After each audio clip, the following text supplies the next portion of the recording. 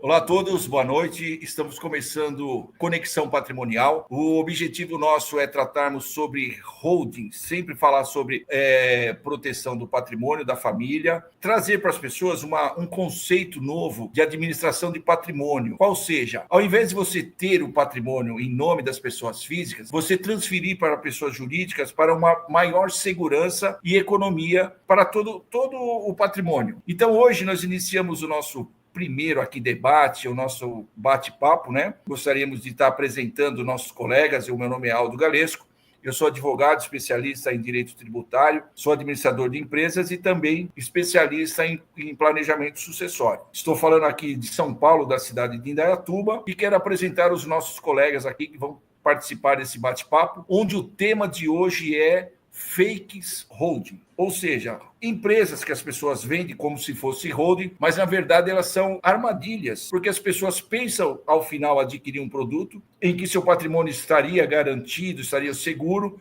e na verdade não estão. Então nós vamos debater sobre isso e esclarecer todos os pontos para que você possa identificar uma situação onde você evite de cair de uma armadilha nesse sentido. Então, eu quero apresentar o nosso pessoal, nossos amigos do Rio Grande do Sul, começando pelo Danilo, o canal é dele, inclusive, ele que está fazendo essa proposta aqui da gente iniciar um programa específico e tratar semanalmente sobre o assunto. Então, Danilo, uma palavrinha aí, se apresenta para o povo aí conhecer você e saber por que nós estamos aqui. Legal, Aldo. Boa noite para o Aldo, doutor Leandro, doutora Daia. É uma alegria estar aqui com vocês, compartilhando um momento de educação. É uma forma de nós adquirirmos um conhecimento voltado para a família brasileira que está buscando se proteger basicamente do sistema. E nós já atuamos nessa área desde 2015, juntamente com a doutora Daia, né?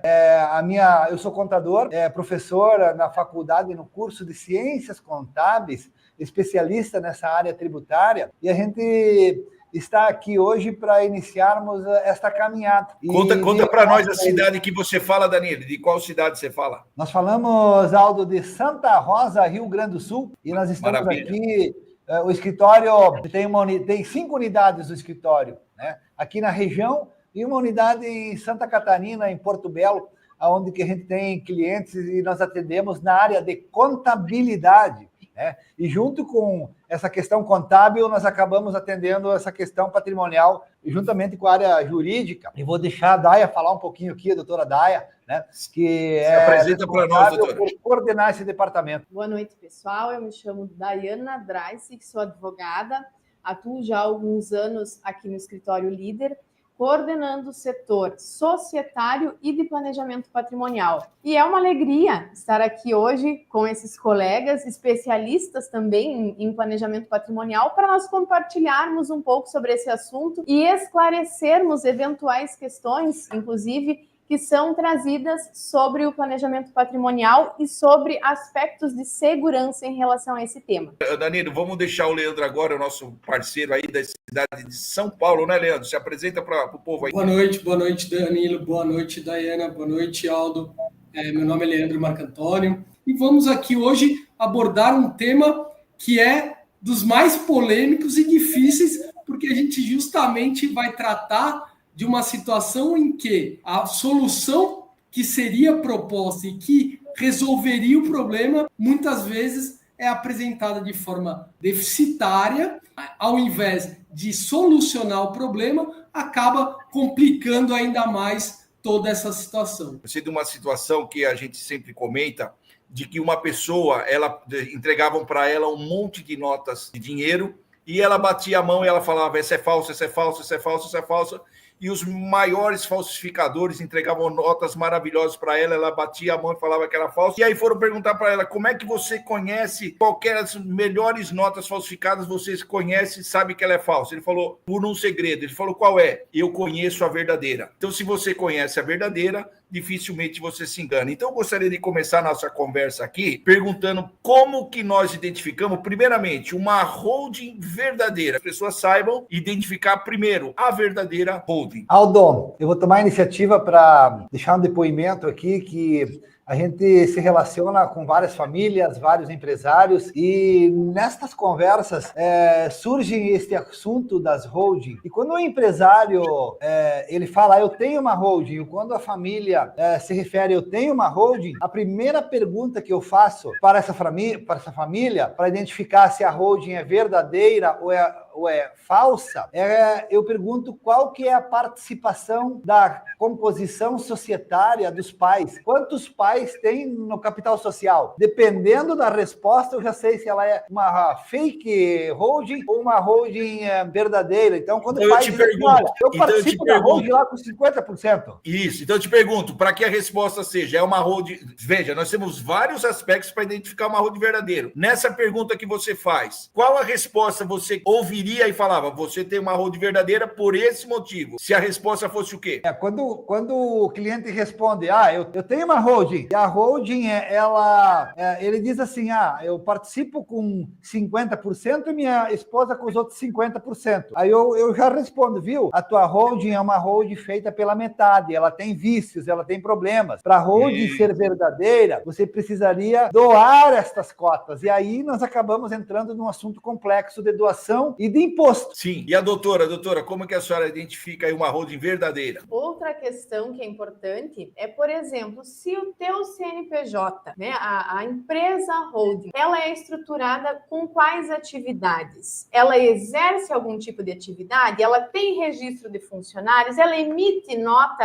Ela é uma empresa operacional? Se a resposta for positiva, nós temos uma grande problemática. Por quê? Porque eu não estou segregando riscos. Quer dizer, eu estou misturando o meu patrimônio, que é o patrimônio da vida inteira que eu construí, com o meu risco operacional, com riscos trabalhistas, muito bom, com riscos de fisco. Então, outro ponto de identificação. E você, doutor Leandro, qual que é o toque que você sabe que você está frente a uma holding verdadeira? Olha, por experiência, eu já me deparei com muitas fake holdings e eu faço o caminho inverso. A primeira coisa que eu peço, até no momento de análise, é as matrículas dos imóveis. Quando a gente tem uma holding bem feita, uma holding verdadeira, a gente tem as matrículas dos imóveis com a titularidade da empresa que é considerada cofre. E na grande maioria das fake holdings, quem vende não entende do assunto, ele simplesmente faz um contrato social e registra na junta comercial e acha que está tudo resolvido. Então, essa parte de averbação no registro de imóveis acaba não acontecendo. Então, a gente já identifica. Eles fizeram simplesmente a abertura de uma empresa, que não resolve absolutamente nada, né? Legal, verdade. É então, isso que o doutor Leandro falou, doutor Aldo. Nós tivemos um caso de uma pessoa que nos procurou aqui no escritório há um ano atrás. E ele fez a holding em Porto Alegre, que é a capital aqui do Rio Grande do Sul. E ele veio nos procurar porque ele já sabia que a holding dele estava com alguns problemas. E aí o que nós identificamos foi justamente isso que o Leandro acabou de falar. Ele tinha um contrato social com todos os registros dos imóveis no contrato social, só que lá no registro de imóveis constavam ainda os imóveis no nome do CPF. Então ela não produz o efeito necessário. Né? E aí nós explicamos para o cliente, para essa pessoa, falamos do que ele estava que ele tinha na mão ali, que não era uma holding de verdade, né? E começamos a conversar com ele, explicamos e ele foi embora. Foi embora com a holding dele, porque ele tinha isso, ele tinha pago para fazer isso, sabe? Só que o efeito jamais vai surtir, porque no registro de imóveis lá não continua na pessoa física. E aí, se ele tiver uma execução, os bens vão responder, né? Infelizmente, ele só vai descobrir no momento ruim, né? No momento ruim. É praticamente a clássica holding fake. Então, para a gente avançar aqui, eu vou também dizer para vocês que são muitos, né? A gente sabe, a gente que conhece, a gente em poucas conversas a gente já sabe do que se trata de uma fake holding. E eu, por exemplo, muitas vezes para deixar triste o cliente, eu pergunto para ele: você pagou ITBI para integralizar os imóveis? Eu paguei. Aí eu já falo: olha, a chance de você ter uma fake holding é muito grande. Por quê? Porque o profissional que vende essas fake holdings, ele nem sabe que existe a possibilidade dele integralizar o imóvel sem o pagamento do ITBI, além das questões que vocês levantaram. Muito bom. Bom, então vamos agora entrar para o nosso assunto. Aldo, posso só fazer um adendo? Vamos lá. Outro sinal muito comum que eu detecto na prática em relação a fake holdings são profissionais que fazem a constituição da estrutura com as alterações contratuais, integralizando capital social através dos imóveis, com a incorporação dos imóveis, porém, eles não fazem a declaração de doação dessas cotas aos herdeiros perante a Secretaria da Fazenda. Isso Sim. também é um ponto muito importante. A maioria nem sabe que isso existe. Exatamente. E hoje eu estive com um cliente que, inclusive, foi autuado nessa operação porque justamente a contabilidade que havia feito a holding para ele, a holding familiar, não havia declarado perante a Secretaria da Fazenda a doação das cotas. Porém, no contrato social constava doação das cotas para os herdeiros. Então, Sim. ficou esse conflito e acabou gerando até uma autuação, né? Maravilha. Então vamos lá, agora vamos entrar no nosso assunto aqui, do que é o tema da nossa reunião, que é justamente a fake hold. Então eu pergunto, já vou começar então, Leandro, você, o que é uma fake hold? A fake hold, na verdade, nada mais é do que um profissional que vende uma holding familiar, um planejamento sucessório, porém não executa todas as etapas necessárias para que essa estrutura gere os efeitos desejados. Vai montar uma estrutura que vai te proteger, vai proteger seu patrimônio e vai propiciar que o patrimônio seja transferido à próxima geração, porém, nada disso na prática acontece. A gente tem simplesmente a constituição de uma empresa, como qualquer outra, e os efeitos que nós buscamos com isso, eles não acontecem na prática. E essa questão da holding falsa que nós estamos falando aqui, ou trabalho incompleto, ele se caracteriza por não atingir a finalidade. Que é, por exemplo, nós poderíamos falar que a holding ela tem algumas finalidades. E quando ela não atinge a finalidade, é porque ela foi mal elaborada tecnicamente. Quando ela não evita o inventário, pelo fato do profissional não ter conduzido a doação das cotas em usufruto para os filhos, ela acaba se tornando um problema lá no futuro. Porque no falecimento de qualquer um dos pais, essa cota capital que está no nome dos pais vai para inventário. Por trás dessa cota tem os imóveis. Então, esse inventário ele vai ser avaliado com base no valor dos bens. O Estado faz essa avaliação. E aí se caracteriza uma situação bastante problemática. E é o que se tem muito hoje no mercado, profissionais, contadores, meus colegas, fazendo as holdings e não completando elas, não completando na doação das cotas. Por que não se faz a doação das cotas? Porque tem imposto. O contador sabe que ao doar cotas tem o ITCMD, que ele vai variar numa tabela percentual que pode ser 4% a 8%, vai depender do estado, das leis específicas de cada um dos entes estaduais. E, no entanto, essa questão pode afetar no futuro as famílias de uma forma bastante profunda. Só estou falando da questão da doação das cotas, né? E sim, mas assim, imagina que do que é uma fake hold, essa estrutura que não atinge os objetivos que uma holding verdadeira... se promete algo e no final se tem outro. Sim. A doutora quer complementar? Quero, sim. E corroborando o exemplo que o Danilo traz, no momento em que quando a família vai descobrir que ela tinha uma holding sem efeitos ou uma fake holding, como nós estamos falando aqui, no momento em que ela precisar realizar o inventário e ela perceber que as custas do inventário vão ser exatamente iguais as que ela teria se o patrimônio tivesse permanecido na pessoa física, só que acrescido do valor que ela despendeu para constituir a holding. Então, veja bem, ela teve um acréscimo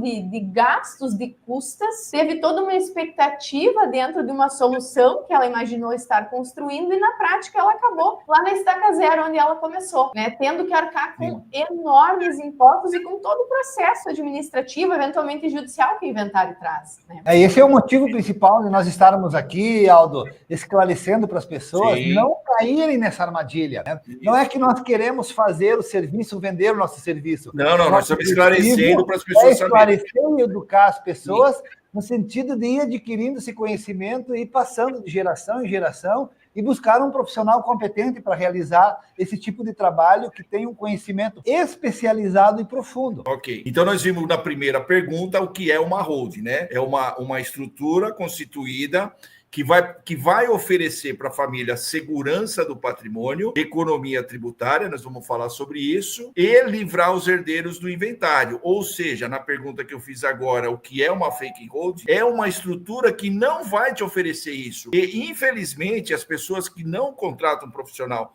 adequado, ela só vai descobrir que não atingiu esses objetivos quando ela tiver um problema ou uma necessidade. Daí vem a pergunta, né? A próxima pergunta, que mais ou menos até a gente já respondeu, que seriam quais os efeitos negativos que a gente pode destacar aqui com ênfase, para o pessoal entender, os efeitos negativos de você ter contratado uma fake holding. Então, eu posso começar falando, né, por exemplo, de um caso que eu tive, de um cara que fez uma grande fake holding, achava que tinha uma holding de verdade, quando eu falei para ele que ele iria ter que fazer o inventário como se não tivesse. Ele ficou horrorizado, porque, principalmente porque ele já tinha tomado uma multa, porque pela pessoa ter feito de forma inadequada, não pagou ITBI, a prefeitura multou ele num valor altíssimo de multa e juros de ITBI, ele teve que pagar, então ele ficou... Por isso que ele me procurou, então ele ficou horrorizado. Então eu queria que vocês dessem continuidade e falar os efeitos negativos que nós vamos ter aí com uma fake holding, começando aí com a doutora. O que a doutora lembra aí para falar para a gente? Além do que a gente já trouxe sobre a questão de nós acabarmos frustrando, e para além da frustração emocional que a gente traz de não atingir o efeito, né? Tem a questão dos custos, que a família vai perceber que na prática vai ter os mesmos custos do inventário, ainda somados aos custos dos honorários do profissional que executou a fake holding, dos honorários contábeis para manutenção da estrutura da holding e que na prática não funcionou efeito nenhum, né? E eu trago um outro ponto que é a questão da segregação de riscos também, né? Porque, veja bem, se as cotas da holding continuam, por exemplo, no nome dos pais, os pais não de maneira difícil, né? Muito comumente, eles são empresários, poxa, nós estamos misturando risco, né? Nós estamos misturando o risco do patrimônio. Não protegeu nada. Uma operação, exato, então... Poxa, eu tô misturando o que é o meu patrimônio com o que está me oferecendo, eventualmente, alguma situação de perigo. Legal. Em situações práticas que eu mesmo já me deparei, por exemplo, com aquilo que a gente falou, de não se transferir a titularidade do imóvel no cartório de registros e, eventualmente, haja uma penhora sobre o patrimônio daquela pessoa física, ele vai ser atingido. Então, não adianta você fez toda uma estrutura, o imóvel, porque no direito brasileiro, para quem não sabe, o que vale é o registro de imóveis. Então, se você faz uma estrutura, diz lá no contrato social que aquele patrimônio pertence a uma pessoa jurídica, a uma estrutura, porém você não leva isso ao registro de imóveis, para terceiros, publicamente, aquele imóvel continua pertencendo à pessoa física. Se ele tiver um problema judicial, uma ação trabalhista, algo do gênero, aquele imóvel vai ser implicado. Por quê? Ele continua em nome de pessoa física. Da mesma forma, numa eventual separação ou divórcio do casal, a partir do momento que você não faz uma holding bem feita, uma holding familiar bem feita, você tem esse risco porque o patrimônio permanecendo em nome das pessoas físicas, vai ser necessária a partilha de bens. Então, mais uma consequência que a gente tem diretamente de uma holding familiar mal feita. Eu estava ouvindo o Leandro e me dando conta que a fake holding, ela é feita muito rapidamente. Então, em 30 dias você faz uma fake holding, né? E uma holding de verdade, ela vai levar 1 ano, vai levar 8 meses, porque são etapas do planejamento, como a primeira etapa da constituição da empresa, a segunda etapa da integralização dos imóveis dentro dessa empresa, a terceira, doação das cotas, né? A gente faz por etapas isso, dentro de um planejamento dessas cotas para os filhos em usufruto. Numa sequência, a gente já vai andando para ir mudar a titularidade do imóvel para a holding, saindo da pessoa física e entrando na pessoa jurídica. Então, esse processo, ele é um processo gradativo, ele não consegue ser concluído em 30 dias, como é o caso da fake holding que nós estamos aqui falando. Isso é observado. E era isso que eu ia justamente emendar o assunto. Por que as pessoas, elas, vamos dizer assim, elas caem nessa armadilha da fake hold. Por quê? Porque justamente ela oferece o contrário do que uma hold verdadeira oferece, não é isso? Então, como que, assim, não sei se vocês já tiveram e já receberam uma abordagem de uma pessoa oferecer uma fake hold para ela, como que ela recebe isso? Vocês já tiveram essa? Eu tive um recentemente, a pessoa mandou num WhatsApp, uma simples mensagem no WhatsApp falando, olha, eu vou fazer isso, vou abrir uma empresa assim, vou construir tal, e vou cobrar 30 mil reais. Em 2 meses está pronto o negócio. Ele falou, eu li, e eu fiquei horrorizado. Inclusive o cara falava assim, não, fica tranquilo, assim, dando até orientações erradas para a pessoa praticar coisas erradas que comprometem o patrimônio dela. Vocês já receberam alguma oferta dessa para a gente contar para as pessoas como que elas recebem uma oferta de uma fake hold? Nós não tivemos, eu pelo menos, talvez tu se recorde, Danilo, aqui, uma oportunidade de ver uma oferta. Agora, nós já vimos e temos clientes dos quais nós tivemos a oportunidade de corrigir as fake holdings. Então, nós não vemos que a minha pergunta, por exemplo, eu já tive de frente porque uma pessoa questionou o meu trabalho apresentando um trabalho desses para concorrer comigo. Eu dei risada. Aldo, por isso que quando nós passamos o orçamento para realizar o trabalho de execução de uma hold familiar, nós pegamos toda a documentação da família, nós olhamos com profundidade as características da família e estimamos o tempo que nós vamos levar com base na característica dos bens, do patrimônio, e é com base nisso que nós precificamos. Não é com percentual, não é com valor X, não é com apenas a elaboração de um contrato social, que é o que se faz com a fake holding. Então, tem toda uma estrutura de cálculo no sentido assim, de precificar adequadamente com base na característica da família e com base no tempo que nós levamos para executar, né? E isso diferencia, de certa forma, a holding falsa da holding verdadeira, que tem um plano de execução e tem um tempo para se realizar isso. E esse tempo é o tempo necessário para surtir efeitos lá no município, dentro do ITBI do município e dentro do estado, lá no ITCMD. Né? Então, isso é fundamental, ter uma segurança jurídica por trás. E a gente não porque vai... quando você faz essa análise, você vai ter que conhecer a legislação tributária de todos os municípios envolvidos.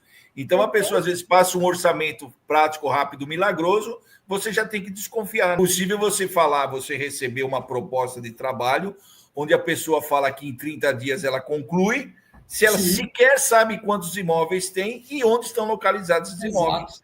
Isso você matou a questão. Eu acho que o principal é você analisar a proposta. Bom, como é que ele está falando que ele vai me entregar tudo em 30 dias se ele não sabe nem qual é o meu patrimônio, como a minha família é formada e onde esses imóveis estão? Então, assim, é impossível. Isso eu acho que é uma dica sensacional, Aldo. Como você falou, é uma dica de ouro aqui, você já desconfiar quando você tem uma proposta que ela é meio padronizada, sem saber o que ela está falando. A holding não é uma receita de bolo. Ela é adequada e específica para cada família e para cada patrimônio. Então, antes da proposta, eu preciso necessariamente saber como aquela família é formada, como que o patrimônio foi formado, e para isso existem etapas, né? Lembrando aqui o pessoal que está assistindo, trabalhamos com 3 etapas nesse trabalho. A sessão de viabilidade, onde a gente discute com a família todas essas particularidades. Numa segunda etapa, a elaboração de um croquis estrutural, onde, nesse momento, eu vou dizer o quanto tempo eu vou gastar de acordo com as informações que eu tive na primeira etapa. Então, só assim que a gente consegue apresentar e precificar uma holding. Se a pessoa chega para você sem sequer te conhecer e fala vai te custar 30 mil, certeza que é uma fake holding. Corre. Mais algum detalhe sobre isso, Danilo? Não, perfeito. Aqui eu estava olhando aqui o Jandir. Jandir está fazendo uma pergunta aqui no Instagram, né? Que qual é o prazo para se fazer essa holding? E aí o Leandro explicando de uma forma muito clara que tem etapas e vai depender da característica da família e do patrimônio, e que a nossa meta é reduzir os prazos. Hoje, em média, nós trabalhamos com prazo de 6 meses a 8 meses, podendo, dependendo do patrimônio e da característica do patrimônio, levar mais tempo ainda. Então, na medida que a gente vai se profissionalizando cada vez mais, o nosso desejo realmente, né, Leandro, é reduzir esse tempo de execução, mas hoje o tempo é esse, 6, 8 meses. Né? É que também, né, Danilo? Levam, Aldo? Você não pode também, por exemplo, como o doutor Leandro bem observou, como que a pessoa vai dar um prazo, porque não tem como você comparar uma família que tem, por exemplo, 2 imóveis na mesma cidade e uma, como eu já peguei, que envolviam 6 cidades. Imagina, são 6 legislações diferentes, 6 procedimentos diferentes, cada uma trabalha de um jeito, cada uma trabalha num prazo. Então, assim, conforme o patrimônio, quanto maior, mais complexo é o trabalho, provavelmente vai demorar mais. O prazo... uma frase que eu uso bastante, que é que nós não é uma receita de bolo. Nunca. Embora, logicamente, existam algumas questões que nós usamos, sim, algumas estratégias que nós usamos de forma comum, mas não é uma receita de bolo. Então, nós precisamos olhar as características do patrimônio da família. É como o doutor Aldo dizia agora. Bem, uma coisa, eventualmente a família tem 6 imóveis, mas estão regularizados? Qual é a real situação? Tudo isso nós precisamos avaliar antes. Por isso, é inviável, é leviano, eu digo até, nós passarmos um orçamento, dizermos um valor, sem antes olhar para essas características. Elas precisam ser avaliadas. Por isso, nós falamos tanto em planejamento patrimonial, porque Sim. não é uma receita de bolo pronta. Ela é uma estruturação a partir das características específicas para se chegar no objetivo que a família realmente precisa. Também, muitas vezes, depende do próprio cliente, né, pessoal? A gente sabe disso porque, para nós trabalharmos, nós precisamos de documentação, nós precisamos de uma série de informações que partem do cliente. Perfeito. Vamos caminhando agora para o encerramento aqui do nosso bate-papo, vamos falar sobre, assim, prejuízos, o que custa você cair numa fake hold, quais os prejuízos que você pode ter, o que pode afetar em relação ao seu patrimônio, até a estruturação da família, o que mexe. O que vocês têm para falar sobre isso aí, Danilo? O retrabalho, por exemplo, um dos custos é o retrabalho. O maior custo é a família descobrir na ocasião do inventário. Tarde demais, vai no inventário, tem que inventariar as cotas de uma fake holding.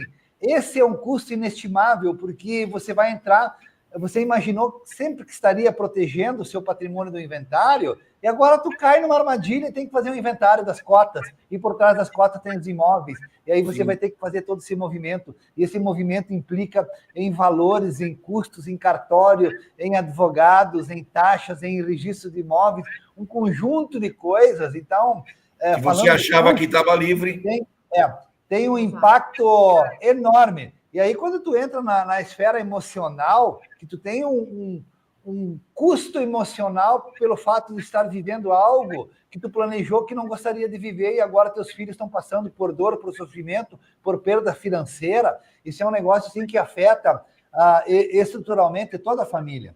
Eu vou falar agora, eu vou colocar uma que eu também acho muito relevante, que pior do que isso, Danilo, você sabe o que é pior? A pessoa ser surpreendida por uma execução e a penhora do bem que ela achava que estava protegido, e ela é surpreendida porque ela não imaginava como, e aí quem fez a holding falsa vai falar para ele, mas o juiz mandou, não tem como, não sei o quê, e acabou, já era, perdeu o patrimônio.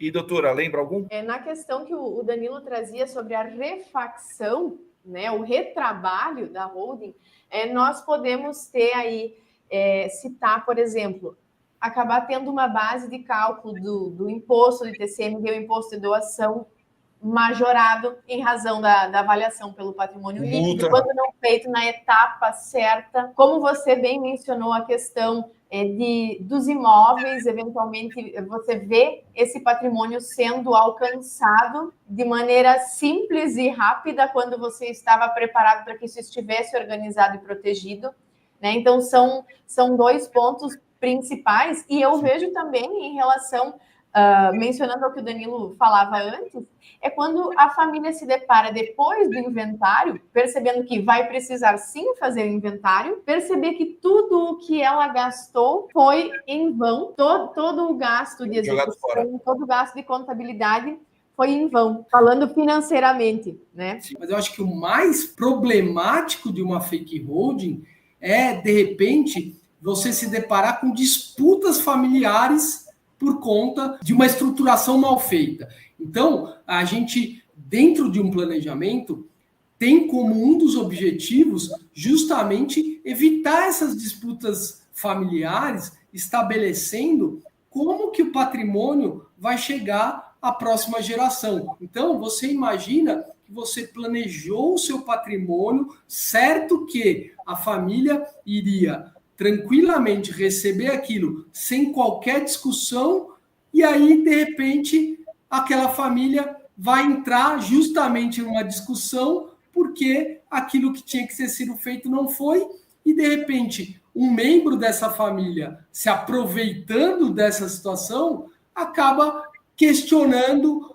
como que aquilo foi feito para justamente receber ou ter um benefício maior, né? Então, eu acho que essa consequência, ela não tem valor, é uma coisa inestimável, inestimável, né? Realmente. Acho que Bom, então, assim, nós temos já, né, uma estrutura de o que é uma verdadeira e uma holding falsa. Eu queria pedir, então, para os colegas, né, como a gente está chegando ao fim aí, uma pergunta aí, Danilo, lê para nós aí. Então, olha, o Adilson Vasconcelos, ele está fazendo a seguinte pergunta: se a pessoa possui uma fake holding, é possível corrigir essa situação e criar uma holding verdadeira? Precisa analisar. Ajuda nós aí. Sim, é possível. A gente precisa analisar para ver em que estágio se encontra, porque até a holding falsa ela tem estágios de dificuldades. Então, a gente analisando, normalmente, eu pelo menos já tive todos os casos que a gente teve, eu acredito que os colegas, a gente consegue transformar numa holding verdadeira, fazendo os ajustes adequados da forma que a gente transfere ela para um outro padrão, um outro patamar, e corrija aí tudo que estiver errado. Eu queria pedir, então, para vocês, assim, para a gente encerrar, quais são as considerações aí finais que vocês possam fazer, para que as pessoas, né, marquem aqui, saibam, agora elas já estão descoladas e não vão mais cair na armadilha da fake holding. Para a gente se despedir, vamos lá? Legal. Então, finalizando aqui e colaborando com a tua resposta, Aldo, a respeito da pergunta do Adilson, nós pegamos a fake holding, aproveitamos o movimento da fake holding, nós não descartamos ela, né? E ele não perdeu isso, então a gente aproveita, remodela, ajusta e transforma ela para surtir os efeitos, né? E dessa forma, a gente fica muito feliz de estar aqui, contribuindo com as pessoas que estão buscando se informar a respeito desse movimento. Ele é um movimento nacional que tem como objetivo principal, e é a nossa missão, educar as famílias, no sentido de fazer com que elas consigam, por si só, decidir por esse caminho. Cada vez que nós estamos aqui contribuindo e dando uma dica, as famílias vão adquirindo mais segurança e mais clareza para decidir que a holding ela é um caminho sem volta. E nós temos que aproveitar este momento que está favorável a nível de legislação nacional para estruturar o patrimônio dentro de uma pessoa jurídica. Muito bom. Doutora? O grande recado que eu gostaria de deixar é realmente para que as pessoas avaliem os profissionais, e existem sim profissionais qualificados. Nós temos um time grande espalhado pelo Brasil, mas que avaliem os profissionais e a primeira avaliação, para que não se caia numa fake holding, é como esse profissional, o que ele está perguntando a você para trazer para você soluções ou mesmo valores, né? Porque quando ele te traz um valor de orçamento ou uma solução de uma maneira rasa, ele não está organizando de maneira efetiva, ou seja, eventualmente, ele não vai trazer os resultados que você realmente está buscando e está precisando. Não adianta pagar barato, né, doutora? Exatamente. Leandro? Seguindo o que a doutora Daiana falou, eu acho que é muito importante hoje, com a facilidade de acesso às informações que a gente tem, é muito tranquilo e rápido você fazer uma pesquisa sobre o profissional. Então, olhem o que essa pessoa apresenta, eventualmente em redes sociais, o conhecimento que ela tem, o que ela traz de contribuição para a sociedade a respeito da matéria. Pesquise pessoas que já fizeram algum trabalho com ela. Isso tudo é muito simples hoje, principalmente com a internet. E aqui ficou a lição do nosso debate, que, como você disse, muitas vezes o barato sai caro. Então, não adianta a gente achar que é um trabalho simples, porque não é, né? Afinal de contas, a gente está trabalhando com uma vida da família, com a vida toda de pessoas que trabalharam, muitas vezes arduamente, para conquistar tudo aquilo ali. Então, a gente não pode simplesmente deixar qualquer sorte de um profissional algo que é tão valioso para uma família. Legal, bacana. Eu só quero complementar a respeito dessa possibilidade de você evitar e cair numa armadilha, né? Eu chamo de armadilha. E também, assim, isso que você falou, Leandro, assim, é verdade, mas, por um outro lado, também é difícil, sabe por quê? Aqui na minha cidade, eu não sei onde vocês estão, se tem, mas, por exemplo, existe um escritório aqui gigantesco, muito bem sucedido, muito bem conceituado. Eu já captei que eles fazem a holding falsa.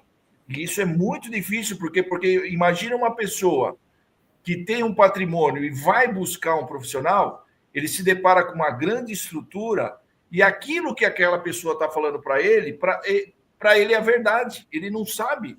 Então, como ele está num escritório estruturado, ele também pensa que aquilo é o caminho certo. Então, ele assistindo o nosso programa aqui hoje, com certeza ele vai estar vacinado e vai ter condições de saber realmente deparar com um profissional capacitado. Você assistiu, você viu os detalhes que tem aqui, então eu sugiro, recomendo que você encaminhe o link do nosso programa para um amigo seu que está pensando em fazer uma holding, para que ele não caia na armadilha. Você vai estar ajudando essa pessoa, um parente, um amigo, ok? Então, um prazer estar com vocês hoje. Já fala o seu Instagram aí, doutor Leandro. É Leandro_Marcantônio, como o meu nome. Legal. O Danilo, qual que é o seu? Danilo.holding. Danilo.holding. Esse é fácil, hein? Esse é fácil. Isso, assim, doutora? Daiana Dreisic. Meu nome e sobrenome. Legal. O meu também é @AldoGalesco. Vocês podem nos acompanhar lá. Lá vocês vão ter informação de tudo quanto é tipo para você saber identificar o que é uma holding verdadeira. Saiba o que é uma holding verdadeira, que você não vai contratar uma holding falsa. Grande abraço a todos. Valeu, pessoal. Tchau. Valeu. Tchau, tchau. Um abração aí para todos.